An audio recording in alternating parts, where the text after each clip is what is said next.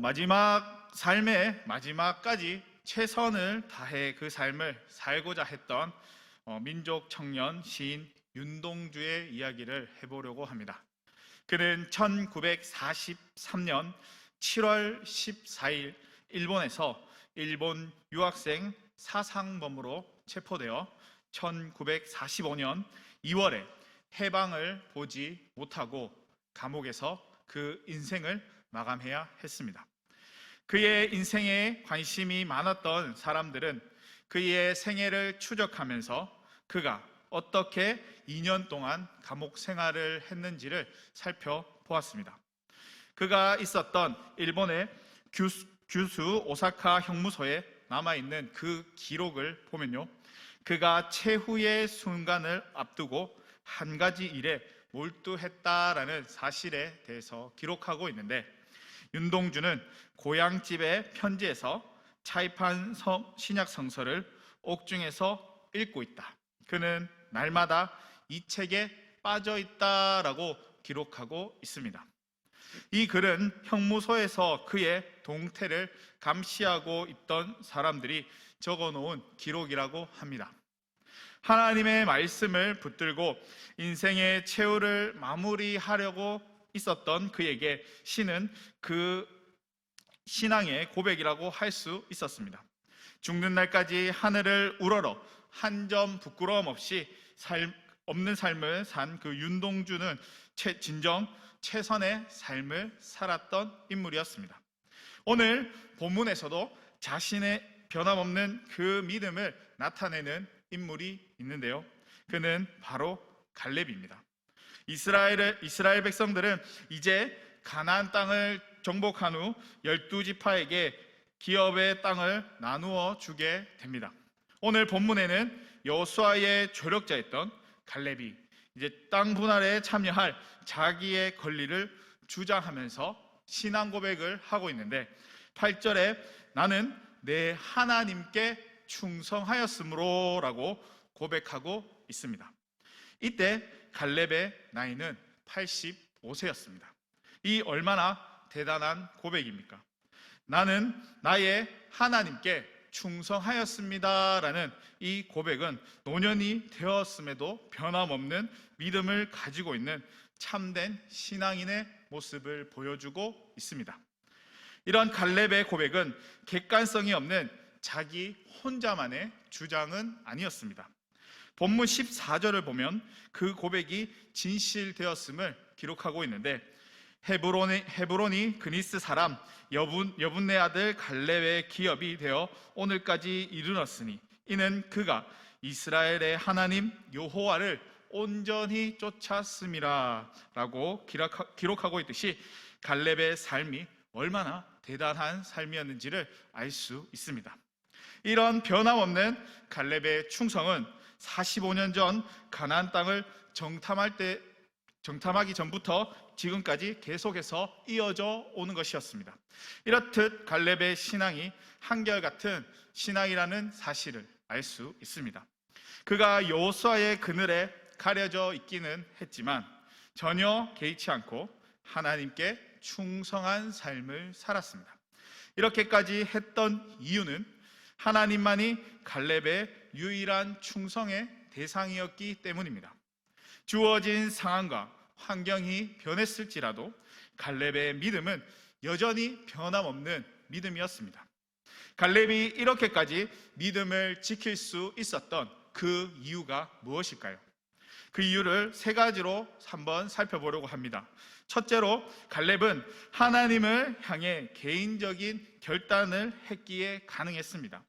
갈렙의 생애 속에는 하나님을 자기의 하나님으로 삼고 그 하나님을 따르는 삶을 살기로 한 개인적인 결단이 그에게 있었습니다. 8절에 갈렙이 이렇게 고백하고 있습니다. 나는 내 하나님 여호와께 라고 고백하고 있습니다. 이런 갈렙의 고백은 하나님을 우리 하나님이 아닌 내 하나님이라고 고백하는 것입니다. 이러한 표현을 자주 사용했던 사람이 있는데 그는 바로 모세였습니다. 9절을 보면 그날에 모세가 맹세하되 내가 내 하나님 여호와께 충성하였은즉이라고 기록하고 있듯이 모세는 하나님을 부를 때 늘 이렇게 하나님을 내 하나님이다라고 불렀습니다. 그런데 이제 갈렙이 모세와 같이 내 하나님이라고 부르고 있는 것입니다. 여기서 갈렙이 모세의 하나님으로 고백하지 않고 내 하나님이라고 부르는 것은 그가 모세의 하나님을 따르는 것이 아니라 모세의 하나님을 자기의 하나님으로 삼으려는 분명한 결단을 했기 때문입니다. 오늘날 대부분의 성도들이 교회의 신앙생활을 열심히 하지만 신앙의 성장이 나타나지 않는 경우가 종종 있는데요. 그 이유는 신앙의 결단이 없는 신앙생활을 하기 때문에 그 신앙의 성장이 나타나지 않는 것입니다.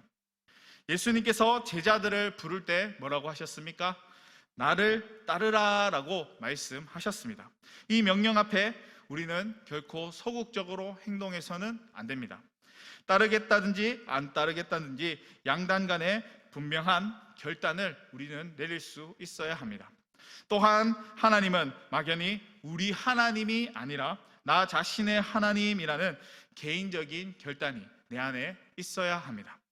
시편 23편을 보면 여호와는 나의 목자시니라고 시편 기자가 그렇게 고백하고 있습니다. 이는 하나님이 우리의 목자가 아니라 나의 목자다라는 사실을 말해주고 있습니다. 온 천지 만물을 창조하시고 그것을 섭리하시는 그 하나님이 나의 하나님이 되신다는 그 사실이 놀랍지 않습니까? 이렇게 놀라운 사실을 우리가 잊고 살아가고 있다는 것을 우리는 잊지 말아야 할 것입니다. 무디 신학교의 학장이었던 조지 스위팅이 이런 말을 했는데요. 하나님께는 자녀가 있을 뿐이지 손자는 없다라고 말을 했다고 합니다. 이 말은 개인적으로 예수를 믿어야 한다라는 것을 의미하는 것입니다. 우리 아버지, 우리 어머니가 예수를 믿었기 때문에 내가 자동적으로 그리스도인이 되는 것이 아닙니다. 내 아버지가 나의 하나님이라고 부르는 그 하나님을 나의 하나님이라고 부를 수 있어야지만 그리스도인이 되는 것입니다. 우리는 개인적으로 하나님과 직접적인 관계를 통해서 하나님의 자녀가 됩니다. 내가 기독교 집안에서 태어났기 때문에 나 역시 자연스럽게 그리스도인이 된다라는 그런 생각을 해서는 안 됩니다. 참된 그리스도인이 되기 위해 개인적인 결단에 내 안에 있어야지만 가능한 것입니다. 그 결단을 통해 진정한 하나님의 자녀가 된다는 사실을 기억하시길 바랍니다. 사실 하나님 앞에는 자녀만 있을 뿐입니다. 아버지도 어머니도 아들도 딸도 누구나 하나님 앞에 개인적인 그 결단을 통해서 하나님의 자녀가 될 수 있습니다. 그렇다면 이런 개인적인 결단은 도대체 어디에서 비롯되는 것입니까? 그리고 이 결단의 결과는 무엇이길래 이렇게 강조하고 있는 것일까요? 하나님의 자녀가 되는 개인적인 결단은 자신의 소유의식에서 비롯되어집니다. 소유의식이란 자신이 속한 단체나 맡겨진 일의 주체가 됨으로써 책임감을 가지고 이끌어 가야 한다라는 주인의식을 이야기합니다. 때문에 소유의식을 부정적으로 사용하게 된다면 자신의 뜻대로 이끌어 가려는 탐욕의식이 생겨나 잘못된 길로 인도하게 될 것입니다. 그러나 소유의식을 건전하게 사용한다면 우리 삶이 놀라운 변화를 가져오게 되는데 올바른 주인의식을 통해 자기에게 주어진 것들을 바르게 잘 감당하며 나아가게 됩니다. 쉽게 말해 내가 다른 사람의 물건을 신경 써서 잘 관리하지는 않지만 내 물건은 신경 써서 잘 관리하고 가꾸는 것이 바로 소유의식입니다. 이와 마찬가지로 교회 생활을 하면서도 소유의식이 없이 교회 생활을 하게 된다면 어떻게 될까요? 소유의식이 없다라는 것은 주인의식이 없다라는 것을 말하는 것이기도 합니다. 그렇듯 내 교회라는 소유의식이 없으면 내 교회라는 주인의식도 없게 되는 것입니다. 주인의 반대말이 뭔가요? 손님입니다. 내 교회라는 주인의식이 없으면 결국 교회 안에서 손님 노릇만 하게 됩니다. 반대로 주인의식이 있는 사람은 자기가 다니는 그 교회를 내 교회라고 생각하고 교회의 모든 것들을 살피고 또 그 일에 참여하려 합니다. 때문에 우리에게 개인적인 결단을 통해 우리의 소유의식을 바로 세울 수 있어야 합니다. 독일의 사회학자인 막스 베버라는 사람은 공산주의의 사회가 경제적인 일에 있어서 실패한 그 원인이 무엇인가에 대해서 지적했는데, 공산주의 사회의 경제적인 실패의 원인은 주인의식이 결핍되어서 비롯된다라고 지적했습니다. 자기 재산이 없으므로 주인 노릇을 안 한다라는 것입니다. 내 것이 아니므로 책임감 있게 노동을 하지 않고 적당히 한다라는 것을 이야기하는 것입니다. 허나 결단 있는 삶은 자신의 결단에 책임을 다하는 삶을 살아갑니다. 갈렙이 하나님을 나의 하나님으로 삼는 그 결단이 있었기에 변함없는 믿음을 가지고 충성하는 삶을 살아갈 수 있었던 것입니다. 이렇듯 그리스도인의 삶은 하나님을 나의 하나님으로 또 나의 주님으로 영접하겠습니다라는 분명한 결단을 통해 하나님을 섬기는 생활로 나타납니다. 이러한 믿음의 결단이 저와 여러분에게도 동일하게 나타날 수 있기를 소망합니다. 둘째로 갈렙은 하나님의 약속의 말씀을 붙들고 살았습니다. 9절을 한번 보십시오. 그날에 모세가 맹세하여 이르되 내가 내 하나님 여호와께 충성하였은즉 내 발로 밟는 땅은 영원히 너와 내 자손의 기업이 되리라 하였나이다 라고 기록하고 있습니다. 이처럼 하나님의 말씀을 마음속에 깊이 간직한 갈렙이었습니다. 그리고 그가 얼마나 이 말씀에 의지하며 그 삶을 살아왔는지 바로 10절에서 기록하고 있는데, 이제 보소서 여호와께서 이 말씀을 모세에게 이르신 때부터 이스라엘이 광야에서 방황한 이 45년 동안을 여호와께서 말씀하신 대로 나를 생존케 하셨나이다 라고 기록하고 있듯이 갈렙은 자신에게 주어진 말씀을 붙들고 광야 길을 걸어왔습니다. 또 12절을 보시면 그날에 여호와께서 말씀하신 이 산지를 지금 내게 주소서. 당신도 그날에 들어가셨거니와 그곳에는 아낙 사람이 있고 그 성읍들은 크고 견고할지라도 여호와께서 나와 함께 하시면 내가 여호와께 말씀하신 대로 그들을 쫓아내리이다 하니라고 고백하고 있습니다. 지금 갈렙의 나이는 85세가 되었지만 자신은 아직도 능히 이 전투를 감당하고 여기저기 드나들며 일상의 활동들을 얼마든지 할 수 있을 만큼 건재하다라고 이야기하면서 자신의 흔들림 없는 그 믿음과 용기를 보여주고 있습니다. 갈렙의 이 믿음이 45년 전과 전혀 달라지지 않았다라는 것을 알 수 있는데, 그 이유는 남들보다 더 하나님께서 함께 하신다는 그 확신이 그에게 있었기 때문에 가능했습니다. 하나님께서 함께 하신다는 믿음이 주위의 외적인 환경을 뛰어넘게 한 것입니다. 이 모든 것이 하나님의 약속의 말씀이 있었기 때문에 가능했습니다. 약속의 말씀을 향한 이 믿음의 결과가 무엇이었나요? 자기들의 힘으로 무너뜨릴 수 없는 불가능했던 그 여리고의 큰 성벽도 약속의 말씀을 붙들고 나아감으로 무너뜨릴 수 있게 되었습니다. 또 아이성 전투에서 한번 패하고 다시 일어설 수 있었던 그 이유도 하나님의 약속의 말씀이 그들 가운데 있었기 때문에 가능했던 것입니다.